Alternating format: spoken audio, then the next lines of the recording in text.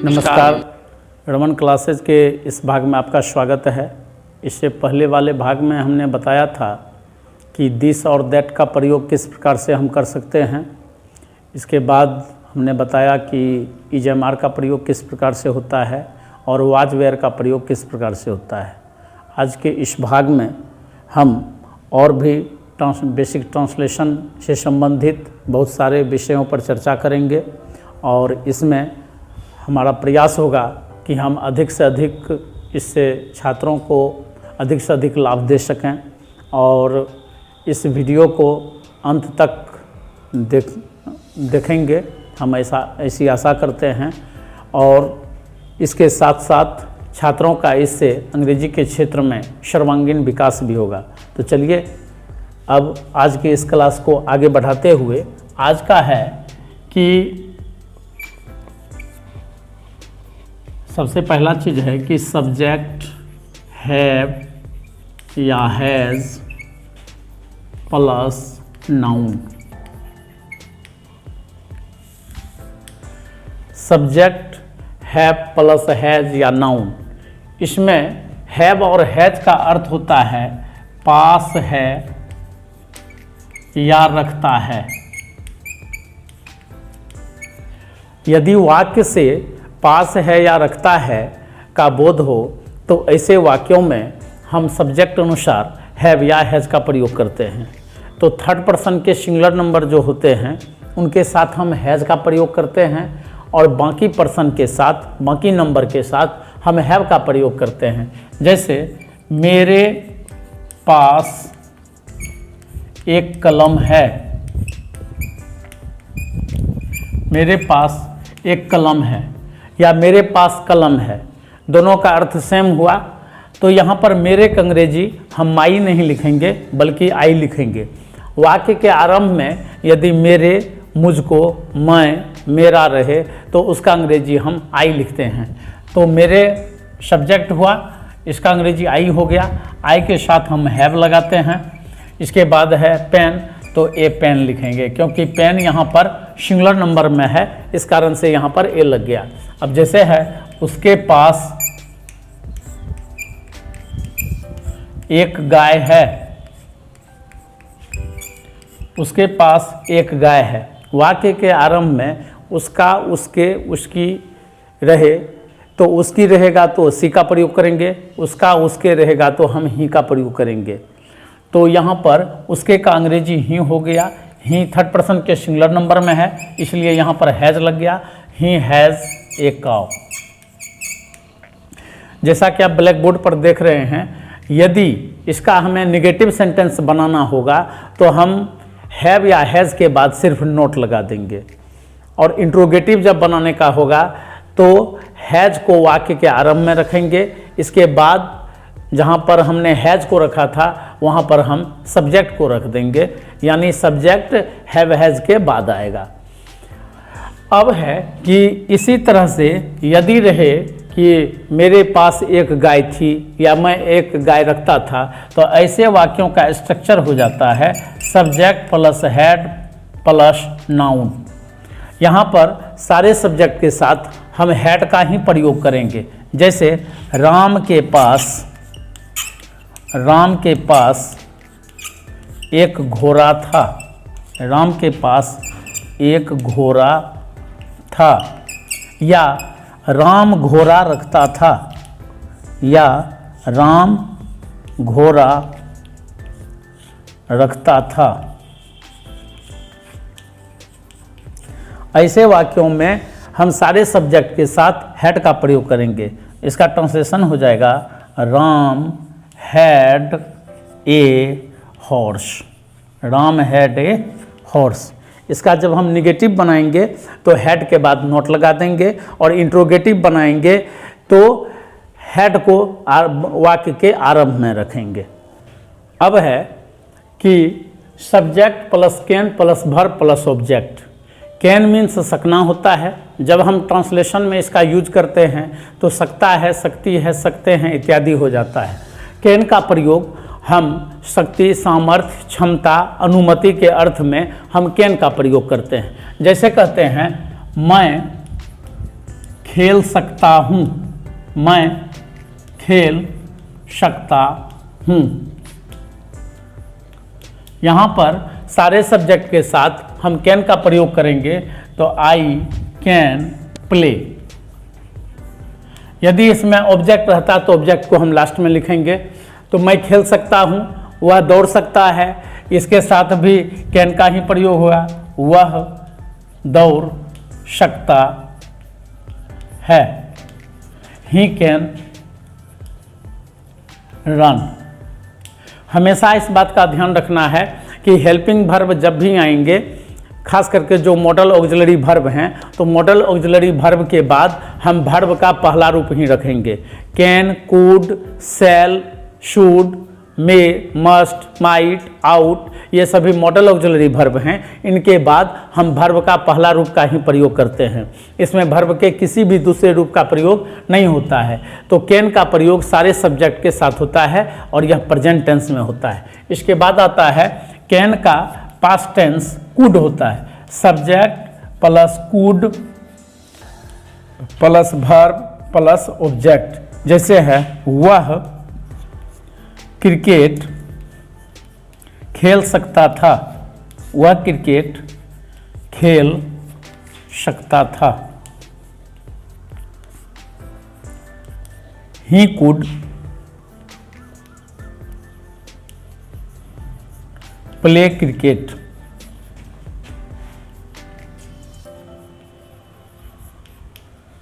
जैसा कि आप ब्लैक बोर्ड पर देख रहे हैं, इसमें भी कुड के बाद वर्ब का पहला रूप ही आया।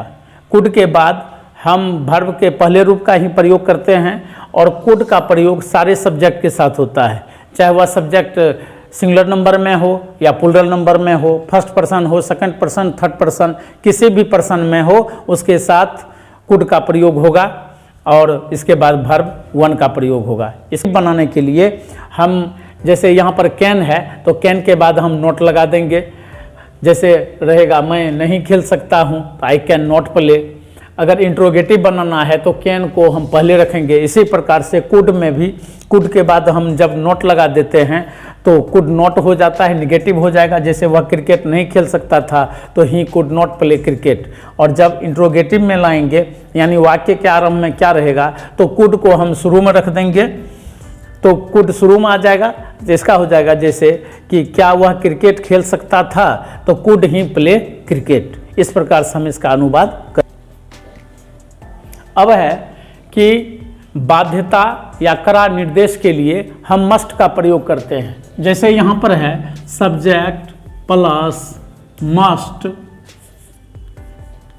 Plus verb plus object. Must का हिंदी होता है अवश्य चाहिए, अवश्य चाहिए।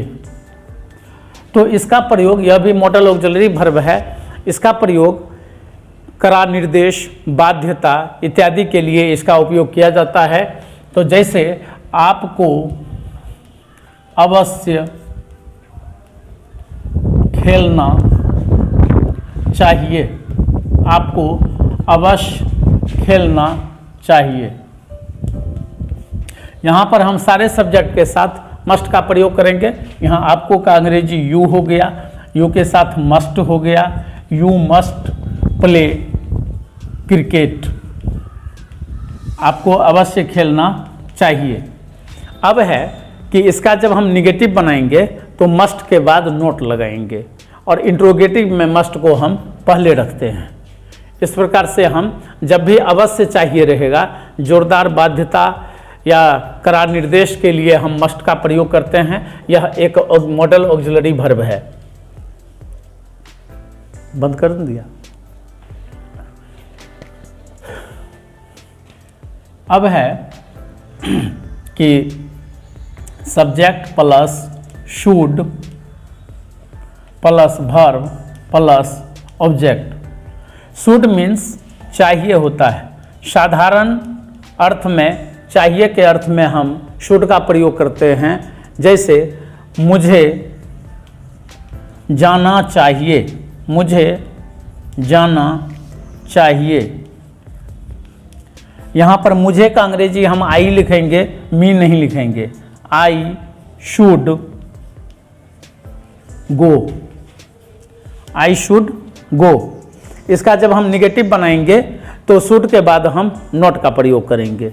इंट्रोगेटिव बनाने में हम शुड को पहले रख देते हैं।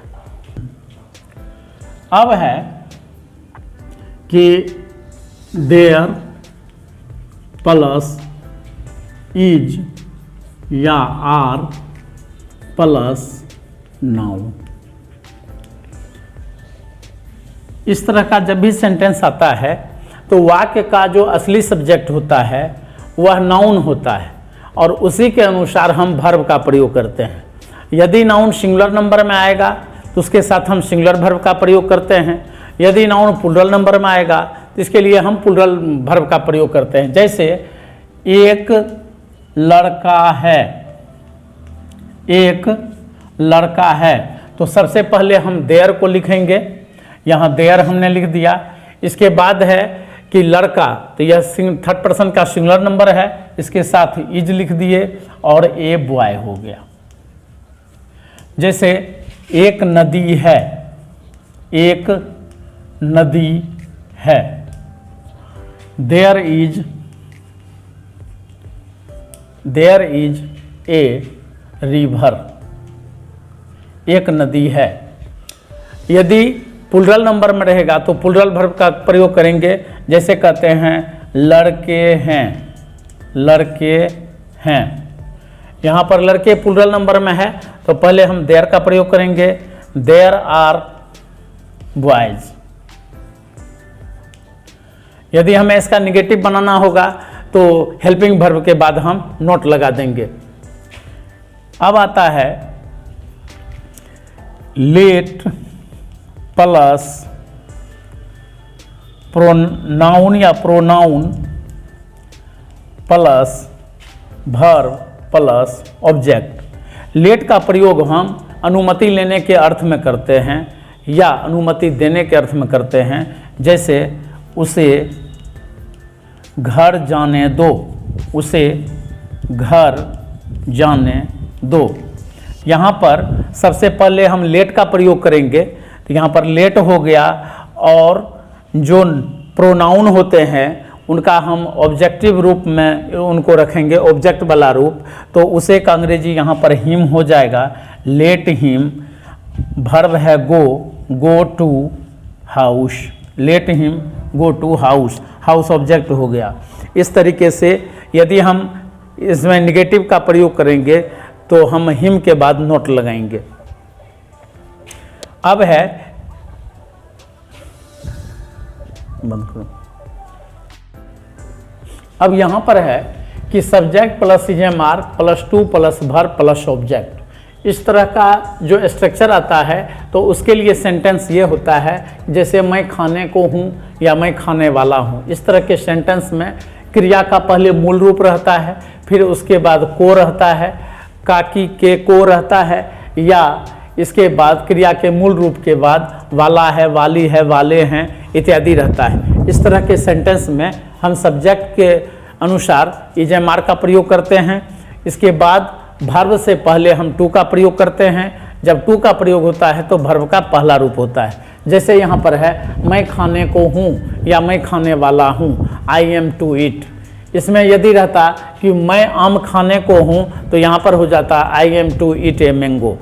इसी प्रकार से इस सेंटेंस का जब भी हम निगेटिव बनाएंगे तो जैसे पहले हमने बताया था कि इजेमार के बाद हम नोट लगाते हैं, इसी प्रकार से इज या एम या आर के बाद नोट लगा देंगे और जो बाकी स्ट्रक्चर है, बाकी जो भाग हैं सेंटेंस के, वो उसी प्रकार से रहेंगे। इसी प्रकार से जब इंट्रोगेटिव होगा, जैसे क्या मैं खाने वाला हूँ, तो हम आई के स्थान पर एम को रखेंगे, एम के स्थान पर आई को रखेंगे, या इज के स्थान पर ही को रखेंगे, ही के स्थान पर इज को रखेंगे। तो जैसे क्या मैं खाने वाला हूँ तो एम आई टू ईट। अब है कि इसी को जब हम पास्ट टेंस में लाते हैं तो इसके साथ हम वाज वेयर का प्रयोग करते हैं, वाज या वेयर का प्रयोग करते हैं। इसके बाद टू होगा, इसके बाद वर्ब होगा, इसके बाद ऑब्जेक्ट होगा।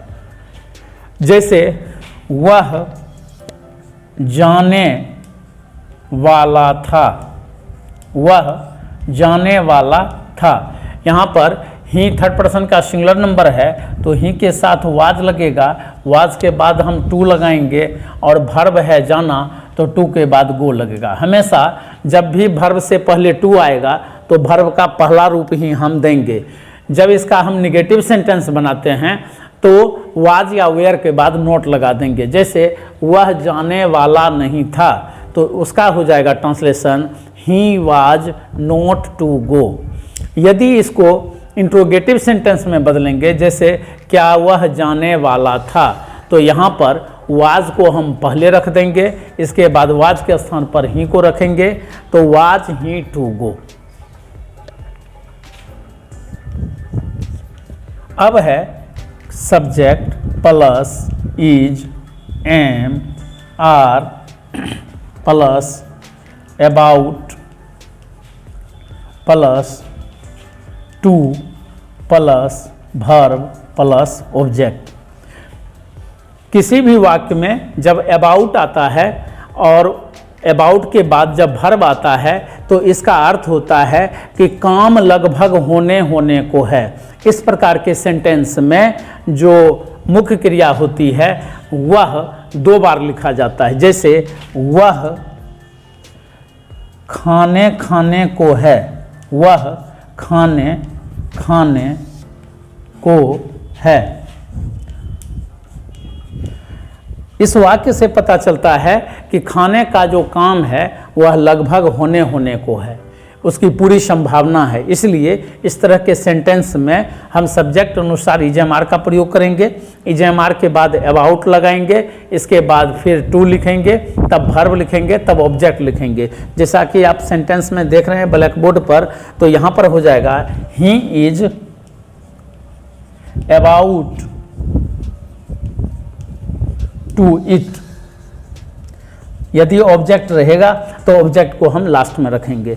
इसी प्रकार से इसमें भी जब हम निगेटिव सेंटेंस बनाएंगे तो निगेटिव सेंटेंस में हम इज एम आर के बाद नोट लगा देंगे और इंट्रोगेटिव आएगा तो इज एम आर का प्रयोग हम पहले करेंगे।